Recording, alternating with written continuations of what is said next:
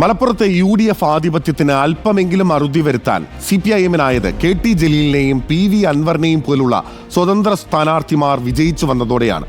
ആ അൻവറിന്റെ കലഹം നിലമ്പൂർ മേഖലയിൽ ഇടതു രാഷ്ട്രീയത്തിൽ എങ്ങനെ പ്രതിഫലിക്കുമെന്നാണ് ഇനി കണ്ടറിയാനുള്ളത്. നിലമ്പൂരിൽ മാത്രമല്ല, മലപ്പുറം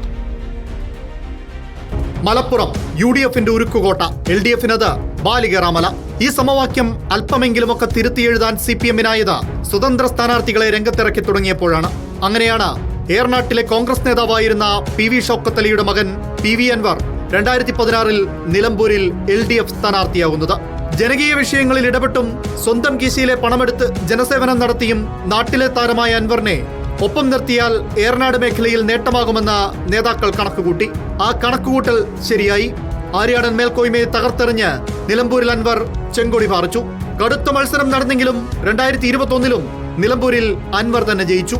പിന്നെ അൻവറിലൂടെ നിലമ്പൂരിൽ CPIM-ന്റെ സുവർണകാലം.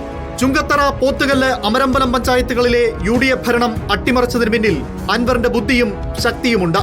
ദീർഘകാലത്തിന് ശേഷം നിലമ്പൂർ നഗരസഭാ ഭരണം ഇടതുപക്ഷം നേടിയെടുത്തതും അൻവറിന്റെ കരുത്തിൽ തന്നെ. അൻവർ മാത്രമല്ല, ഇടത് സ്വതന്ത്രരായി മലപ്പുറത്ത് നിന്ന് നിയമസഭയിലെത്തിയ V അബ്ദുറഹ്മാനും KT ജലീലും ജില്ലയിൽ CPM-ന് വേരോട്ടം കൂട്ടിയതിൽ നല്ല പങ്കുവഹിച്ചവരാണ്. അവരിൽ ജലീൽ അൻവറിനെ പിന്തുണയ്ക്കുന്നയാളുമാണ്. ആ അൻവർ ഉടക്കി നിൽക്കുമ്പോൾ നിലമ്പൂരിലും മലപ്പുറത്തും CPIM-ന്റെ മുന്നോട്ട് പോക്ക് എങ്ങനെയാകുമെന്ന ചോദ്യവും ഇനി പ്രസക്തമാണ്. News desk reporter.